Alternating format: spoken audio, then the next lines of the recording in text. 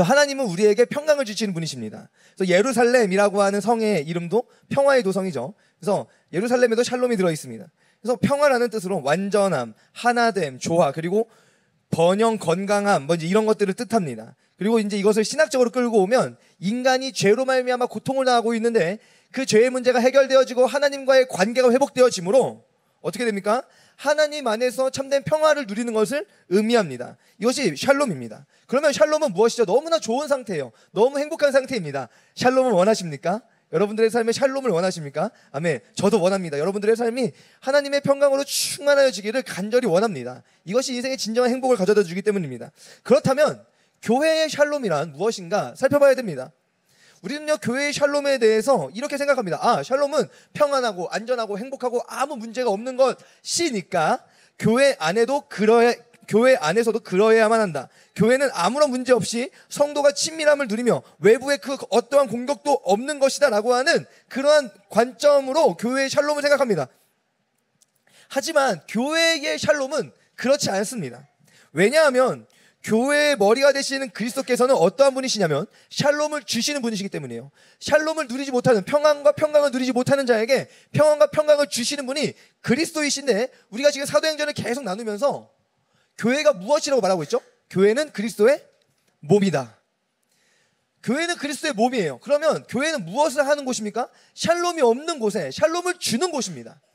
그러니까 우리는 하나님의 샬롬을 누리고 있음과 동시에 그리스도의 몸을 누리면서 머리 대신 그리스도께서 샬롬이 없는 자에게 샬롬을 주시기에 우리 몸된 그리스도의 몸된 우리 교회는 머리와 함께, 머리 대신 그리스도와 함께 샬롬이 없는 자들에게 샬롬을 전해주어야만 한다. 이것이 교회의 샬롬이다는 것이죠. 요한복음 14장 27절 말씀입니다. 우리 함께 읽어보겠습니다. 시작. 평안을 너희에게 끼치노니 곧 나의 평안을 너희에게 주노라. 내가 너희에게 주는 것은 세상이 주는 것과 같지 아니하니라. 너희는 마음에 근심하지도 말고 두려워하지도 말라. 평안을 주신다고 예수님 말씀하고 계시는 거예요. 이 말씀을 언제 하셨습니까? 요한복음 14장 십자가를 지시기 전날 밤에 제자들과 함께 떡과 잔을 나누시면서 하신 말씀입니다. 십자가 직전에. 그러니까 예수님이 우리에게 평안을 주시기 위해서 평안을 준다 하시면서 행하신 일이 무엇이죠? 십자가에서 죽으시는 것이었습니다. 그리스도께서 하신 일이죠. 그리고 그의 몸으로 우리를 부르셨습니다. 교회의 샬롬은 무엇입니까? 십자가의 길을 걸어가는 것입니다. 아멘이시죠? 그렇게 십자가를 지시는 주님께서 요한복음 21장 21절 함께 읽어보겠습니다. 시작. 예수께서 또 이르시되 너희에게 평강이 있을지어다. 아버지께서 나를 보내신 것 같이 나도 너희를 보내노라. 아멘. 아버지께서 예수님을 보내심으로 예수님은 십자가에 못 박혀 죽으시고 3일 만에 부활하셨습니다. 부활하신 주님이 제자들에게 나타나서 하신 말씀입니다. 아버지께서 나를 보내신 것처럼 나도 너희를 보낸다. 아멘이시죠? 교회의 샬롬은 우리끼리 좋자, 우리끼리 행복하자, 그것이 아닙니다. 우리가 조금은 고통당하고 우리가 때로는 어려움을 만난다 할지라도, 교회가 어려움을 당한다 할지라도 그것을 통하여서 누군가에게 샬롬이 전해질 수 있다면 그것이 교회의 샬롬입니다. 아멘이시죠? 아멘. 오늘 본문 말씀을 잠깐 살펴보기를 원합니다.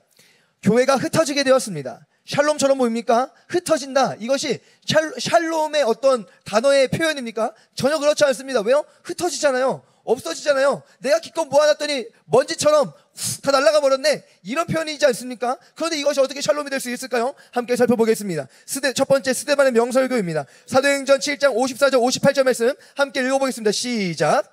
그들이 이 말을 듣고 마음에 찔려 그를 향하여 이를 갈거늘 스데반이 성령 충만하여 하늘을 우러러 주목하여 하나님의 영광과 및 예수께서 하나님 우편에 서신 것을 보고 말하되 보라 하늘이 열리고 인자가 하나님 우편에 서신 것을 보노라 한데 그들이 큰 소리를 지르며 귀를 막고 일제히 그에게 달려들어 성 밖으로 내치고 돌로 칠세 증인들이 옷을 벗어 사울이라 하는 청년의 발 앞에 두니라. 아멘. 지난주 주일 설교에 사도들이 성령과 지혜가 충만한 7사람을 뽑았습니다. 그 성령과 지혜가 충만한 그 7사람은 오늘날 어떠한 일을 감당한 사람들이었습니까? 장로 또는 안수 집사의 직무를 감당한 사람들이었습니다. 이 사람들은 교회 내부의 재정의 모든 것들을 관할하는 사람들이었는데 뿐만 아니라 영혼이 피폐하고 침체되어져 있는 자들을 일으켜 세우는 사도들의 쫄따구가 아니라 사도들의 동역자였습니다. 아멘이시죠? 이게 핵심입니다. 목사와 장로와 안수집사, 교회에 있어야 될 항존직은 목사 밑에 있는 쫄따구가 아니고 목사와 동등된 위치에서 목사의 사역을 돕는 동역자로 세워지는 것입니다. 이것이 주님의 몸된 교회인데 그 7사람 가운데 대표적인 한 사람이 나타납니다. 바로 스데반입니다. 이 스데반이 담대히 복음을 전하다가 잡혀갔습니다. 잡혀갔음에도 불구하고 그 잡혀간 곳에서 더욱 담대히 하나님의 말씀을 선포합니다. 그 말씀은요, 그 어떠한 설교보다도 명설교였습니다. 왜냐면요, 구약 성경을 관통하는 하나님의 계획을 완벽하게 선포하는 하나님의 말씀이었기 때문입니다. 아멘이시죠? 모세부터 시작해서 하나님의 그 모든 과정, 다윗에게 주신 하나님의 말씀, 그것들을 관통하면서 말씀합니다. 그리고 너희가 죽인 그 예수가 그 메시아다라고 명확하게 선포합니다. 하나님께서 일하신다면 그와 같은 정말 아름답게 세워져 있는 그 사람을 통한 하나님의 말씀이 선포되어졌다고 한다면 어떠한 일이 벌어져야 될까요? 모두가 회개하고, 그쵸? 모두가 회개하고 주님께로 돌아왔어야 됩니다. 그리고 그 교회, 예루살렘 교회는요, 더욱더 부흥했어야 합니다. 그런데 어떠한 결과가 일어나죠? 사람들이 길을 막습니다. 돌을 들어 그를 향하여 돌을 던집니다. 이 말도 안 되는 일이 벌어졌습니다. 우리의 생각과 우리의 판단으로는요, 이해할 수가 없는 것입니다. 왜요, 주님? 주님의 몸된 교회가 아름답게 세워져야 되지 않습니까? 왜요, 주님? 왜 이런 일이 벌어져야만 합니까? 이거 말이 안 되지 않아요? 라고 하는 의문이 들 수 있습니다. 그렇게 승승장구하던 교회 아닙니까? 하루에 3,000명, 하루에 5,000명이 돌아오고 1만 명 이상이 모이는 대형 교회가 이루어졌습니다. 예루살렘 교회 안에. 그쵸? 그리고 그 교회는요, 아름다운 열매가 가득했습니다. 돈 많은 사람이 가난한 자를 도와주면서 가난한 자가 없어지는 놀라운 역사가 일어났어요. 그것도 그 시대가 어느 시대요? AD 33년으로 본다고 한다면 우리나라는요, 삼국시대 초기입니다. 삼국시대 초기에 계급사회로 나누어져 있는 그 시대 속에 완벽한 그 평등과 파라다이스라고 말할 수 있는 그 완벽한 그 아름다운 그 모습이 그 공동체 가운데 이루어졌는데, 이 공동체의 말씀을 통하여서 부흥이 일어나야 되는데 반발하는 세력이 일어나기 시작했습니다. 그리고 스데반을 돌로 쳐 죽입니다. 그리고 그렇게 등장한 사람이 누구죠? 사울이라고 하는 청년입니다. 이 사울이라고 하는 청년을 통하여서 어떤 일이 벌어집니까? 따라해 보실까요? 박해가 벌어집니다. 왜요? 왜 이런 일이 벌어지는 건지 이해가 안 되지만 이런 일이 시작되고 맙니다. 사도행전 8장 1절에서 3절입니다. 함께 읽어보겠습니다. 시작. 사울은 그가 죽임당함을 마땅히 여기더라. 그날에 예루살렘에 있는 교회에 큰 박해가 있어 사도 외에는 다 유대와 사마리아 모든 땅으로 흩어지니라. 경건한 사람들이 스데반을 장사하고 위하여 크게 울더라. 사울이 교회를 잔멸할세 각 집에 들어가 남녀를 끌어다가 옥에 넘기니라. 스데반의 순교를 기점으로 예루살렘에 큰 박해가 시작됩니다. 사울이라고 하는 청년이 본격적으로 교회를 핍박하기 시작하여서 성도들은 감옥에 가두어지고, 그렇게 예루살렘의 교회 온 성도들은 온 유대와 사마리아로 뿔뿔이 흩어지게 됩니다. 좋은 표현입니까? 도망친 거예요. 흩어졌다. 도망친 겁니다. 숨은 겁니다. 도망쳐서 숨었습니다. 예루살렘에 모여있는 그 10,000명 이상의 교인들이 하나같이 뿔뿔이 다 흩어졌습니다. 빵 흩어져서 유대와 예루살렘 곳곳으로 스며들었습니다. 그런데 이것을 통하여서 어떤 일이 벌어집니까? 사도행전 8장 4절에서 6절입니다. 읽어보겠습니다. 시작. 그 흩어진 사람들이 두루 다니며 말씀을 전할세 빌립이 사마리아 성에 내려가 그리스도를 백성에게 전파하니 무리가 빌립의 말도 듣고 행하는 표적도 보고 한 마음으로 그가 하는 말을 따르더라. 여러분, 흩어진 성도들, 이 흩어졌다라고 하는 단어 앞에서 좌절과 절망이 보여져야 될 것만 같았습니다. 그런데 예수님께서 십자가에 달려 죽으심을 보고 실망한 제자들, 고향으로 내려가던 제자들의 모습이 아니라 어떠한 모습이었죠? 그 흩어진 곳에서 예수 그리스도의 십자가의 복음을 전하기 시작했습니다. 그들이 복음을 전하게 된 곳 가운데 더욱 중요한 곳이 한 곳이 있었는데, 그곳이 어떠한 곳입니까? 사마리아입니다. 그곳에 흩어졌는데 흩어짐이 어떻게 됩니까? 기쁨이 번져가는 것으로 변화되어졌습니다. 거짓 기쁨을 진정한 기쁨으로 바꾸어내고, 예루살렘의 10,000명 이상의 교인들이 자기들이 막 복음의 그 충만한 기쁨을 누리고서 가만히 있는 것이 아니라 그 누리게 된 그 복음의 기쁨을 이제는 번져가는 것으로 나타내었다는 사실입니다. 그 번져나가는 것의 시작은 흩어짐이었지만 흩어짐이 결국에는 번져나가는 것으로 변화되었습니다. 사도행전 8장 9절에서 10절 말씀입니다. 함께 읽어보겠습니다. 시작. 그 성에 시몬이라 하는 사람이 전부터 있어 마술을 행하여 사마리아 백성을 놀라게 하며 자칭 큰 자라 하니 낮은 사람부터 높은 사람까지 다 따르며 이르되 이 사람은 크다 일컫는 하나님의 능력이라 하더라. 사마리아 땅은요, 하나님을 알지만 하나님을 몰랐습니다. 하나님을 알지만 하나님을 모른 채 복음의 기쁨을 알지 못한 채 살았습니다. 그래서 시몬이라고 하는 마술사의 요행을 보면서 무엇이라 말하죠? 하나님의 능력이다 라고 말하는 겁니다. 모든 사람이 시몬을 따랐습니다. 하나님의 능력을 맛보지 못했기에 사람의 눈속임과 사람의 속임수를 바라보면서 하나님의 능력이구나 라고 말하는 곳이었습니다. 그러한 곳에 찾아간 빌립, 그 예루살렘에 찾아온 큰 박해로 인해서 흩어짐을 당한 빌립이 사마리아에 들어가서 그 사마리아에서 빌립의 그 복음의 진정한 기쁨을, 하나님의 능력인 십자가의 복음을 전해주었다는 것입니다. 시몬의 마술, 그 사람의 유행이 하나님의 능력이 아니라 예수 그리스도의 그 십자가의 복음이 하나님의 능력임을 그들에게 전해 주었습니다. 아멘이시죠? 그렇게 사마리아가 한 마음으로 시몬을 따르던 그들이 한 마음으로 예수 그리스도의 십자가의 복음을 따르게 되었습니다. 아멘이시죠? 아멘. 여러분, 교회의 샬롬이란 교회 안에서 자기들끼리 행복하게 안주하는 것을 말하지 않습니다. 교회 안에서 우리만 그냥 행복하자라고 하는 것을 의미하지 않습니다. 그러니까 교회의 잘못된 행태 중에 하나가 무엇이냐면 성탄절입니다. 성탄절 행사 누구를 위한 것입니까? 성탄절 행사 누구를 위한 것이냐고요? 예수님을 위한 것이라고요? 그러니까 예수님을 위한 것이 어떻게 되어져야 하냐고요? 어느 순간 우리만의 리가 되었습니다. 그렇죠? 각 교회 부서 연습해라, 준비해라 해서 성탄절에 나와서 장진환 발표합니다. 주님 영광 받으세요. 우리끼리 행복하고 끝입니다. 주님의 몸은, 우리 주님 그리스도는 내가 너에게 평안을 준다라고 말씀하시는 주님이신데, 그 주님의 몸된 교회는 어떻게 하고 있죠? 우리만 행복합니다. 우리만 즐겁습니다. 교회의 샬롬은 그렇지 않습니다. 어떻게 해야 되죠? 나가야 되고 다가가야 되고 찾아가야 됩니다. 그러한 걸음을 걸어야 하는데, 어느 순간인가 코끼리가 요만한 말뚝에 밧줄에 발목이 붙잡혀가지고 자라나니까 커서도 이제 그 밧줄 그냥 끊으면 끊을 수도 있는데 끊지 못한 채 그 주변만 맴매면 도는 것처럼 어느 순간 장소라고 하는 이 장소에 매여서, 그쵸, 여기로 와야만 하고 여기에 있어야만 하는 어떠한 그런 이상한 것에 매여서 나가야 할 때 나가지 못하는, 찾아가야 할 때 찾아가지 못하는 그러한 행태의 모습으로 묶여 있었다는 사실이죠. 교회의 샬롬을 누리지 못하게 합니다. 이러한 모습이 예루살렘에도 분명히 있었습니다. 왜요? 예수님께서 하신 말씀이 있거든요. 오직 성령이 너희에게 임하시면 너희가 권능을 받고, 예루살렘과 그 다음에 어디죠? 온 유대와 그 다음에 어디죠? 사마리아입니다. 오늘 이 박해를 통하여서 예루살렘의 성도들이 어디로 갑니까? 온 유대와 사마리아로 흩어졌더라라고 말씀하고 있습니다. 하나님께서는요, 이 큰 박해를 사용하셨습니다. 이 큰 박해를 사용하셨습니다. 이 어려움을 통해서 다가가지 않던 사마리아 안으로 들어가게 하십니다. 여러분, 교회 개척도요 마찬가지입니다. 굳이 왜 이런 어려움을 겪는가? 그렇죠? 서목사 왜 이렇게 어려움을 겪는가? 그냥 이렇게 흘러가는 대로 있었으면 편하게 있었을 수 있습니다.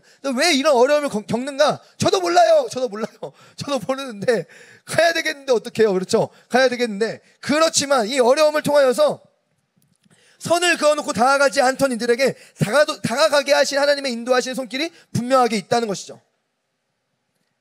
분명하게 있습니다. 더욱더 제가 자유로워진 부분이 많습니다.